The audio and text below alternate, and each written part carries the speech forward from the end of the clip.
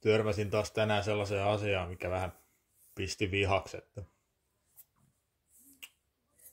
aamulla oli lunta pihassa sen verran, että meinasin myöhästyä töistä.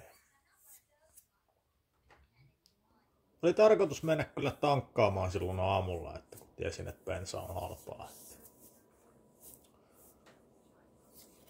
No, ajattelin, että kello oli sen verran, että menen suoraan töihin siitä. Ajoin bensa-aseman ohi.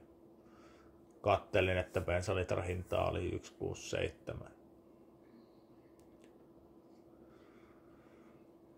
Lähdin sitten töistä ja ajoin sen mittarin ohi vittuuntuneena kotiin ja avasin kaljan.